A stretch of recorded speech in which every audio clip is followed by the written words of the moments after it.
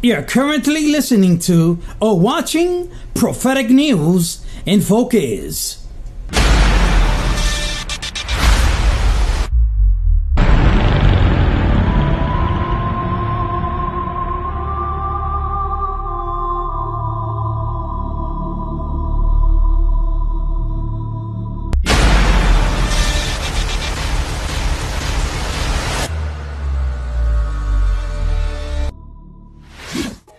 The Syrian President Bashar al-Assad claimed that the smell of the Third World War is in the air and Syria is only a part of it. There has not been a direct military clash yet, Assad said, although it comprises a military, terrorist and political compounds. Assad highlighted in an interview with the Komsomolska Pravda that the West has not stopped the previous Cold War after collapse of the USSR. The main aim of the US is to maintain political hegemony in the world. Now Syria is the chief political stage where the West is constantly provoking a conflict. According to the president, in order to settle the Syrian conflict, those who support terrorists in the republic should be defined, and this problem can be settled, because Russia, Iran and Hezbollah are our constant allies and they are here on legal basis.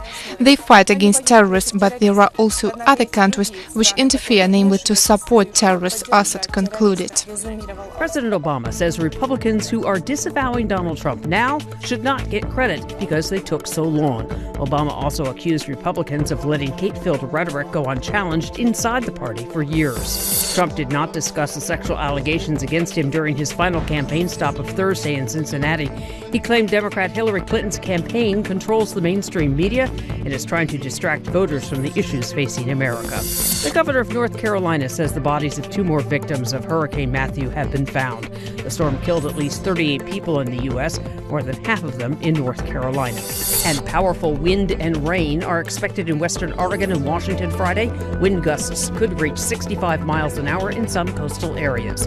Diane Kepley, The Associated Press, with AP News Minute. In today's headlines, Israel suspends cooperation with UNESCO. White House slams UNESCO resolution denying Jewish ties to Jerusalem. Israel's ambassador to UN condemns human rights groups' participation in Israel's settlement debate.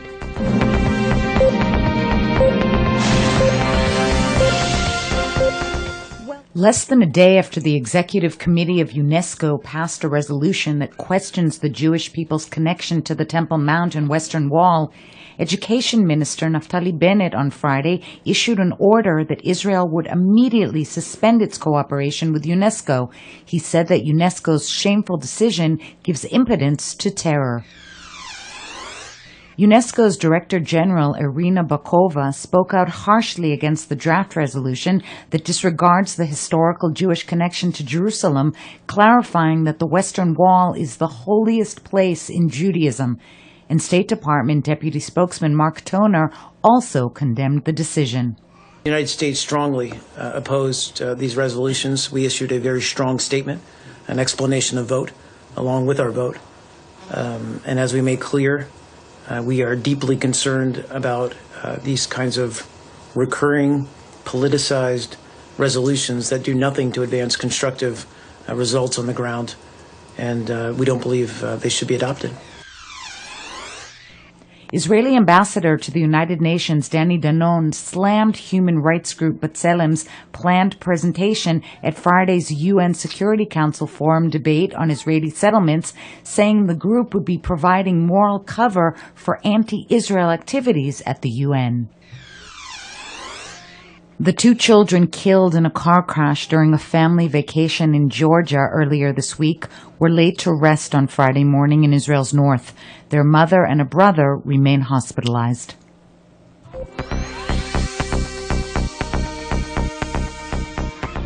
And now for this week's headlines. Saturday, October 8th, Education Minister Naftali Bennett recommends a pardon for soldier Elor Azaria if found guilty of manslaughter. 2 people were killed and another 2 injured in a deadly car accident in Israel's north.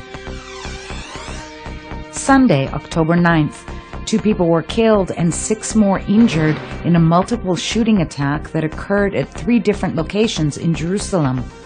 Police Commissioner Ronnie Al-Sheikh calls on citizens to be alert, but at the same time to maintain their routine in the wake of the deadly terror attack in Jerusalem. Monday, October 10th, police are on high alert ahead of Yom Kippur, and security forces continue to investigate the deadly attacks in Jerusalem. Police question Israeli Arab MKs Hanin Zoabi and Jamal Zakhalka over corruption allegations in the Balad party. Tuesday, October 11th and Wednesday, October 12th, Israel marks the holiest day of the year, the Day of Atonement, Yom Kippur. Thursday, October 13th, Israeli officials were enraged by the passing of the UNESCO resolution put forth by the Palestinians denying all historical connection between Jews in Jerusalem and the Temple Mount. Israeli and Palestinian spiritual leaders meet at the president's residence in Jerusalem. At the same time, Donald Trump spoke at a North Carolina rally, denying allegations that he groped or kissed women without their consent. Another woman, this time a former Apprentice contestant, held a news conference saying that Trump made unwanted sexual advances while she was seeking a job. A tornado struck an Oregon beach town as strong winds and heavy rain walloped the Pacific Northwest. There were no reports of injuries, but there have been several calls about damage. North Carolina Governor Pat McCrory says the death toll from Hurricane Matthew and its aftermath has risen to 24 in the state.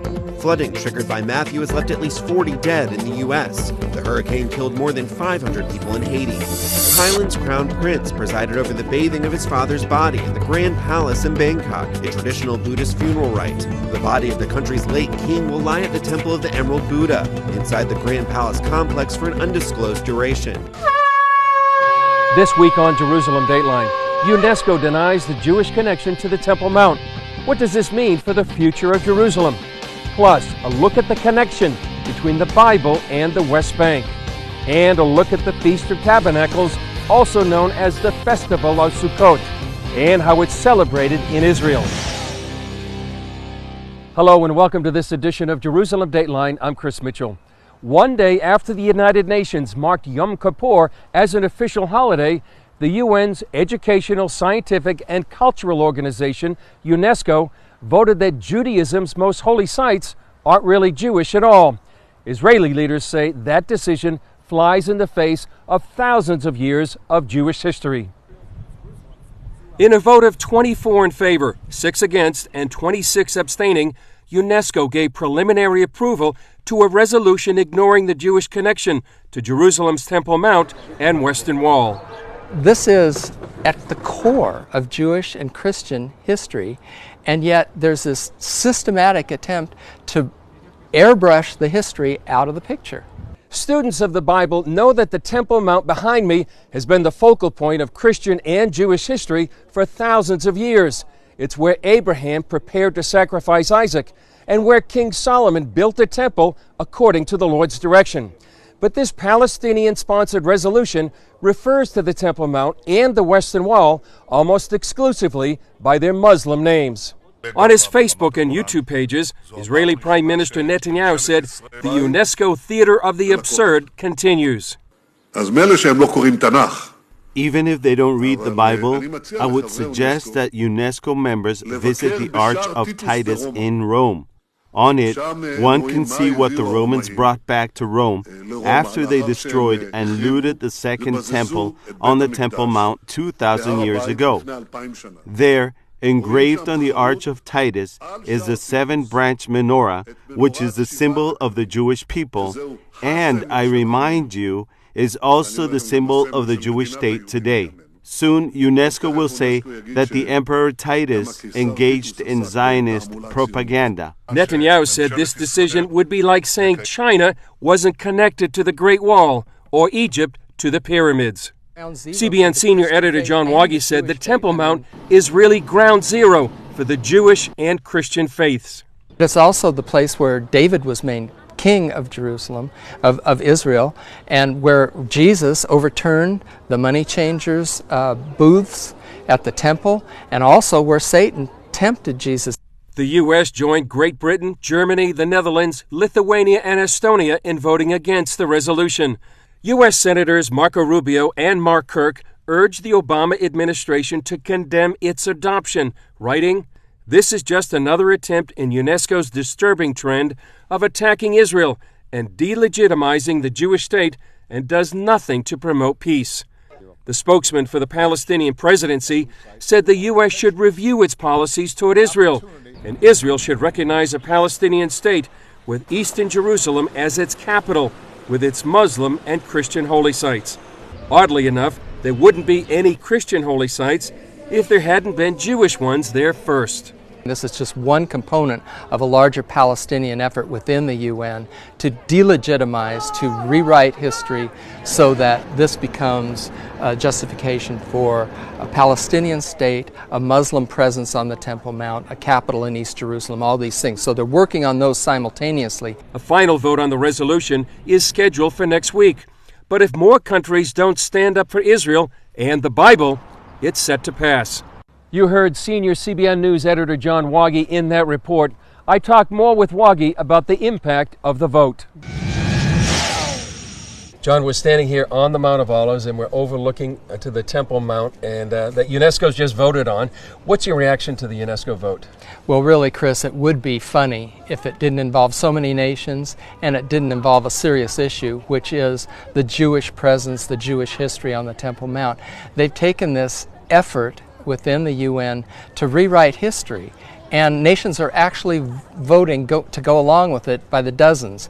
And the thing is that below us here is a graveyard with thousands of Jewish graves that have been buried here, people buried here for centuries. Not only that, but this is the place where Jesus overturned the money changers' tables and all of that sort of thing. So the Christian stake in it is huge. And also where Satan brought Jesus when he was tempted in the wilderness. He brought him to the pinnacle of the temple and told him to throw himself off so the angels could protect him. I mean, these are core events, God versus Satan events in the history of the Jews, of the Christians, of our faith. It's at the core, and now they're saying they want to change all the names to Muslim names and make this a heritage site that's exclusively pretty much belonging to Islam. That's just not going to wash, especially with Israel, and I think even with some of the nations that are too afraid to vote for it, and so or they abstain. But it's a real problem. But it's also part of a larger effort, Chris. Yeah, is this the motivation behind it, this vote? Yeah, this is a larger effort to delegitimize and rewrite the history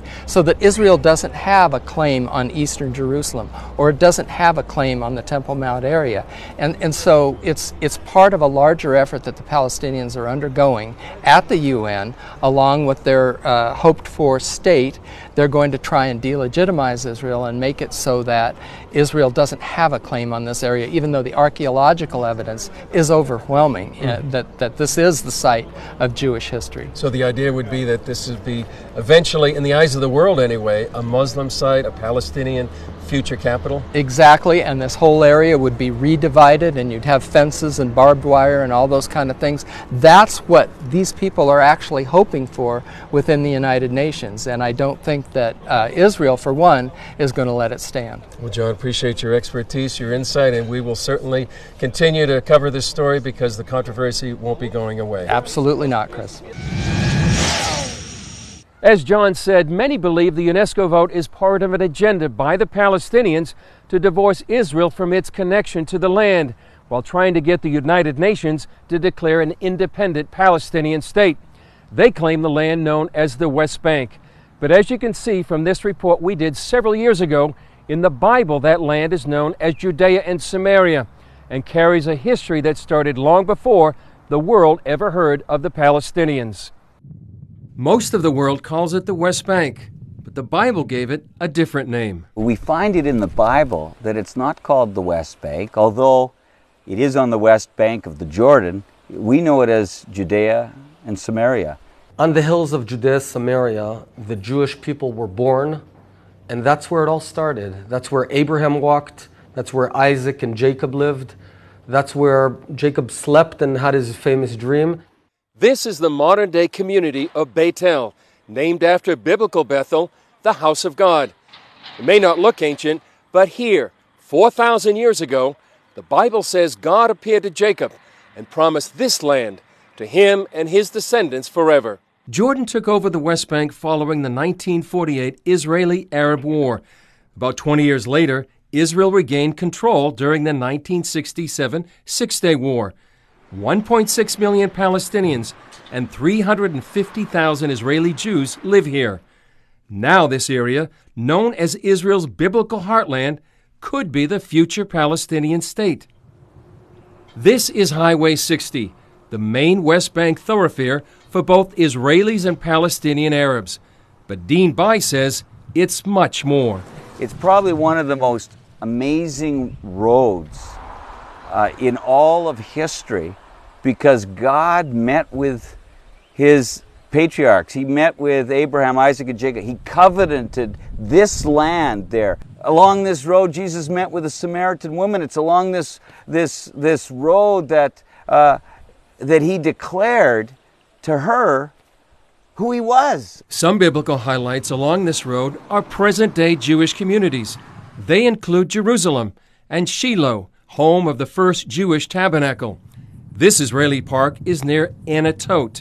According to the Bible, this is where God told Jeremiah to buy a piece of land and bury the deed in a clay pot as a sign the Jewish people would return to the land. He says, I want you to buy from your uncle a piece of land in Anathoth, and would you do it up legally with a seal and a deed and a title, and would you put it in a clay pot so it will last a long time? Despite the significance, you won't see many visitors. That's because many West Bank cities are under Palestinian Arab control. In fact, the only controlled areas frequented by tourists are Bethlehem and Jericho, the oldest city in the world. Holy sites under Arab control, unfortunately, time and again are ruined. For example, long-time Israeli-Palestinian agreements protected Joseph's tomb in Nablus as a Jewish holy site. But in 2000, Palestinians forced out the Jewish Study Center there and ransacked the place. Then, a few months ago, a Palestinian policeman killed a Jewish worshiper there. Israel called it a terror attack. Other sites under dispute include Rachel's tomb in Bethlehem and the Cave of the Patriarchs in Hebron, where Abraham, Isaac, Jacob, and their wives are buried. While some Israelis would be willing to swap Judea, Samaria, and this biblical heritage for peace, Naftali Bennett objects. The source of the Bible is here. If, God forbid, we uproot ourselves, there will never be peace. They'll say, man, these Jews don't feel any connection, so how about just wiping them out of this country altogether?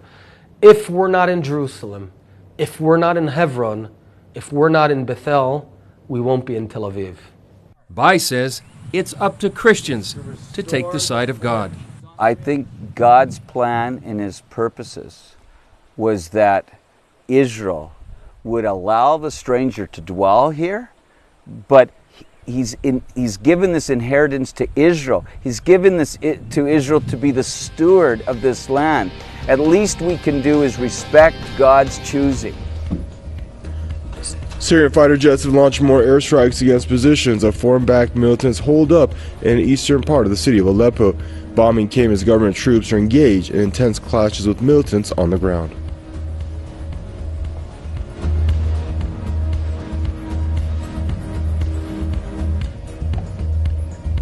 Russian foreign minister has lowered expectations from Saturday's talks on Syria with Western governments, including the U.S.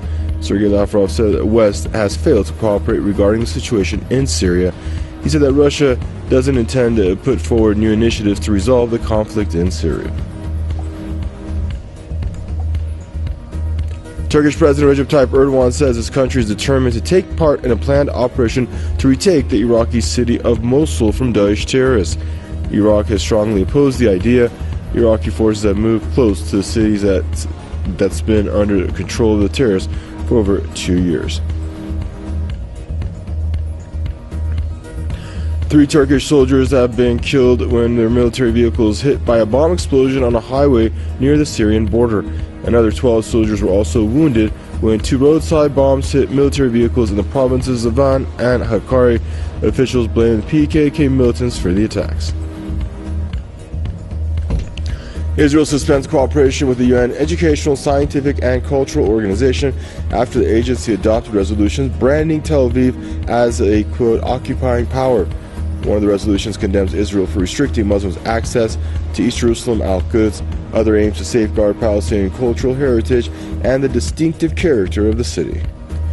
Jordanians have once again taken to the streets of the capital Amman to denounce the deal to import natural gas from Israel. Protesters gathered in front of the Grand Al-Husseini Mosque in downtown Amman after Friday prayers to demand immediate abolition of the $10 billion gas deal. Saudi warplanes have launched fresh attacks on Yemen. At least 5 civilians have lost their lives in the latest airstrikes in Amran and Sada provinces. Meanwhile, the Saudi Interior Ministry says that a Saudi soldier has been killed during an exchange of fire with the Yemeni army at the border.